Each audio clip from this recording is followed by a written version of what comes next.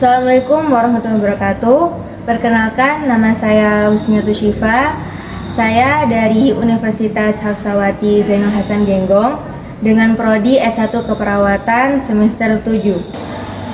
Berdirinya saya di sini, saya akan memaparkan sebuah teori, yaitu di mana kita membandingkan teori dari SOP atau Standard Operation Procedure dengan kenyataan yang ada di rumah sakit.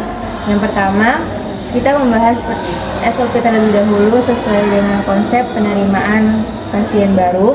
Yang kedua, kita juga membahas SOP tentang sterilisasi obat. Baik,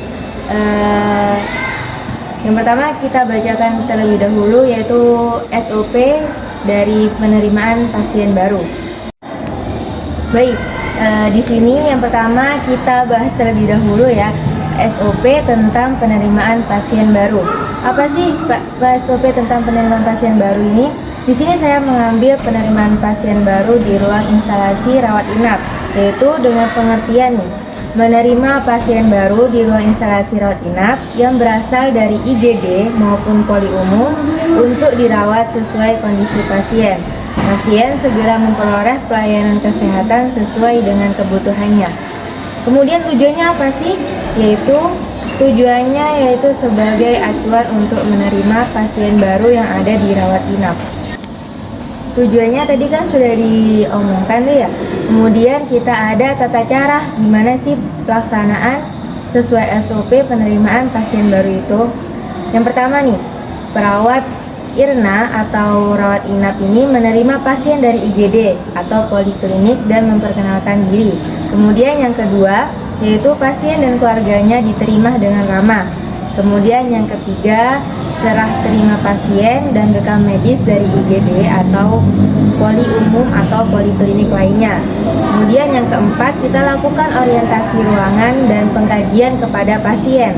Kemudian yang kelima, kita melengkapi rekam medis dan mengisi buku register pasien baru. Yang keenam, kita melapor ke dokter jaga di bangsal.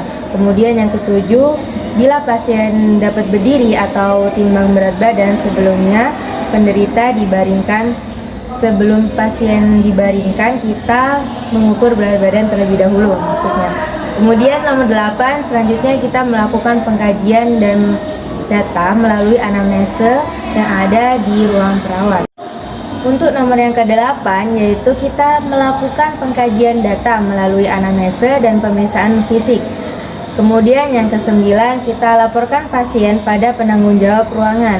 Yang ke-10, pasien dan keluarga diberi penjelasan tentang tata tertib yang berlaku di rumah sakit serta orientasi keadaan ruangan atau fasilitas yang ada. 11, kita mencatat data dari hasil pengkajian pada catatan medik dan catatan perawatan pasien. Kemudian yang ke-12, kita memasang gelang identitas pasien di ruangan pasien sesuai dengan SOP yang ada di rumah sakit. Setelah kita tentukan gelang identitas pasien, kemudian kita pasangkan gelang identitas pasien kepada pasien tersebut. Kemudian yang ke-13, kita mengambil obat ke farmasi. Kemudian yang ke-14, kita bekerja sama dengan ahli gizi untuk menentukan gizi yang dibutuhkan oleh pasien. Baik, berikut tadi adalah SOP dari penerimaan pasien baru. Dan saya sebagai perawat, pengalaman praktik dalam penerimaan pasien baru memberikan banyak pelajaran berharga. Proses penerimaan pasien bukan sekedar langkah administratif saja, tetapi juga momen pertama kali kita bertemu pasien yang memerlukan perhatian khusus dan kepekaan. Saya belajar bahwa komunikasi yang sangat baik penting menjelaskan prosedur yang akan dijalani serta menunjukkan sifat ramah dan empati dapat membantu pasien merasa lebih nyaman dan aman. Saya juga memahami pentingnya mengumpulkan informasi yang akurat, mulai dari identitas pasien, keluhan utama, hingga riwayat kesehatan sebelumnya. Proses ini membutuhkan ketelitian dan kehati-hatian karena data tersebut menjadi dasar penanganan selanjutnya. Melalui bimbingan instruktur dan pengawasan perawat senior, saya belajar cara menangani beragam kondisi pasien serta menangani situasi tak terduga yang mungkin terjadi selama penerimaan pasien baru. Pengalaman ini memperkaya pemahaman saya sebagai calon perawat, khususnya dalam membangun kepercayaan dan hubungan yang baik dengan pasien sejak awal bertemu. Baik, selanjutnya di sini saya akan menceritakan pengalaman saya setelah praktik di beberapa rumah sakit. Selama saya praktik di beberapa rumah sakit ini, saya mendapatkan banyak pelajaran. Salah satunya yaitu pelajaran tentang penerimaan pasien baru, di mana yang awalnya kita mendapatkan informasi jika mau ada pasien baru itu dengan mendapatkan informasi dari ruangan IGD, dari biasanya tuh lewat telepon dari pihak IGD menanyakan apakah ada ruangan atau kamar kosong di tempat rawat inap tersebut. Setelah dijawabnya jika ada kamar yang kosong, maka perawat IGD akan bersiap-siap untuk mengantarkan pasiennya ke ruang rawat inap tersebut. Dan saya sebagai mahasiswa praktik akan diarahkan untuk membersihkan atau perbed terlebih dahulu kasur atau bantal yang ada di kamar rawat inap tersebut. Setelah beberapa saat, pasien dari IGD datang ke ruang rawat inap tersebut.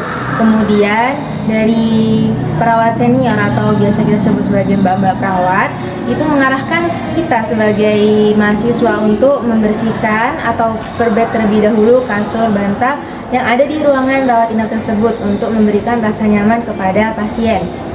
Kemudian pasien dari IGD datang dan kita sebagai mahasiswa perawat, kita posisikan pasien senyaman mungkin dengan berbaring di bed pasien.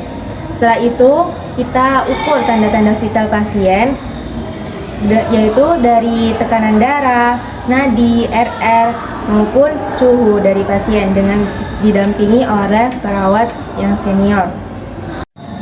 Setelah saya melakukan pemeriksaan tanda-tanda vital, kemudian saya sebagai mahasiswa perawat akan melaporkan kepada perawat senior yang ada di dalam ruangan rawat inap untuk memasukkan tanda-tanda vital dari pasien tersebut ke dalam rekam medis pasien untuk memantau di mana kondisi dari pasien tersebut. Setelah itu, perawat dari IGD menjelaskan beberapa keluhan atau riwayat kesehatan dari pasien untuk dilaporkan kepada kepala ruangan atau perawat senior yang ada di ruang rawat inap tersebut agar mendapatkan penanganan atau intervensi yang tepat dan baik untuk pasien. Setelah semua dilaporkan oleh perawat IGD, kemudian kita melakukan tindakan atau intervensi sesuai dengan keluhan atau kondisi pasien. Intervensi yang kita lakukan yaitu seperti pemberian obat, yang dimana pemberian obat ini telah disarankan oleh atau dipastikan dari dokter. Kemudian ada mengganti cairan infus ketika cairan infus dari pasien itu habis. Kemudian kita selalu mengecek tanda-tanda vital dari pasien tersebut.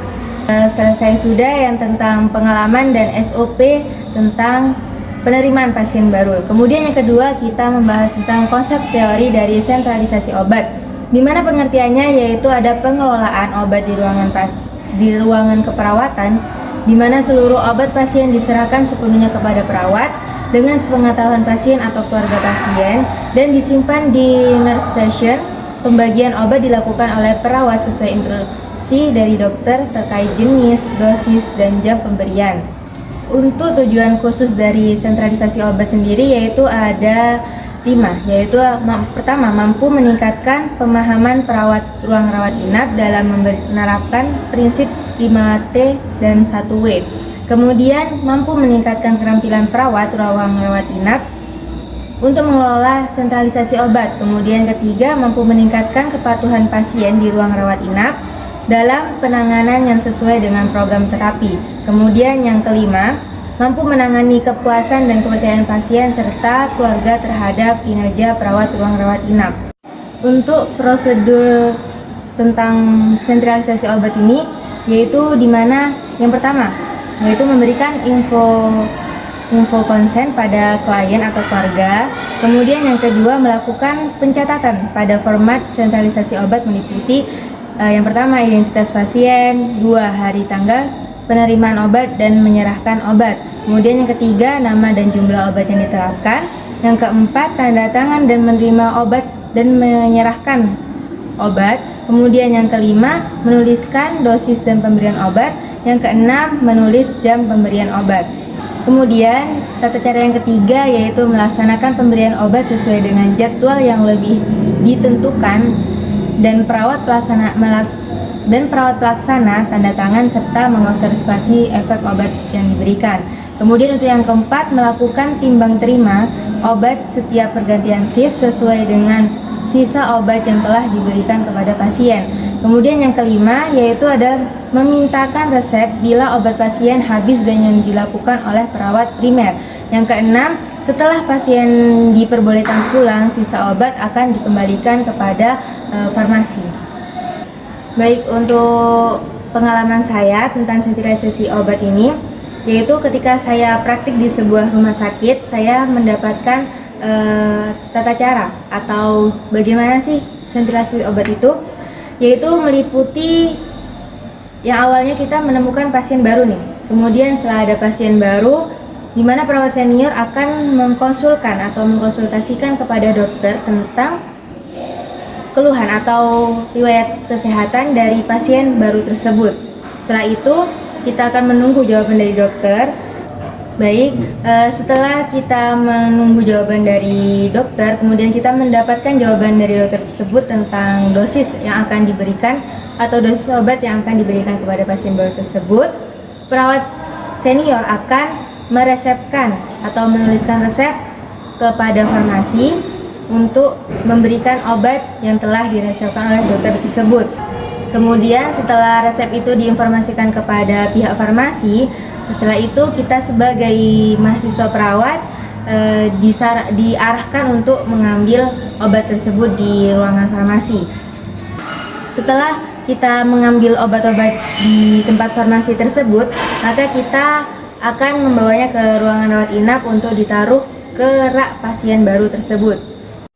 Kemudian kita tinggal menunggu jam pemberian obat tersebut yang setelah disesuaikan oleh arahan dari dokter. Setelah itu ketika sudah waktu atau jam pemberian obat kepada pasien baru tersebut, maka kita akan mempersiapkan obatnya tersebut untuk diberikan kepada pasien baru, baik secara IV maupun secara tablet.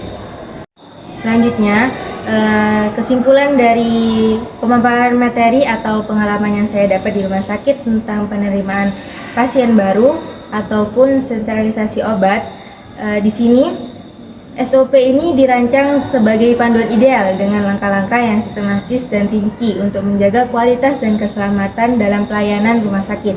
Namun ketika kita melihatnya di sebuah kenyataan dan dipraktikkan ke rumah sakit tersebut, berbagai faktor seperti keterbatasan waktu, ketersediaan alat, kondisi pasien yang mendesak, atau kurangnya tenaga kesehatan dapat menyebabkan prosedur di lapangan sedikit berbeda dengan SOP.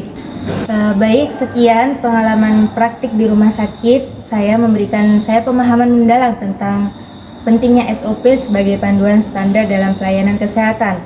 Meskipun di lapangan sering terjadi perbedaan karena kondisi yang dinamis, di sini saya akan belajar selalu berpedoman pada SOP sambil menyesuaikan dengan situasi yang ada, seperti yang saya sebutkan di kesimpulan tadi.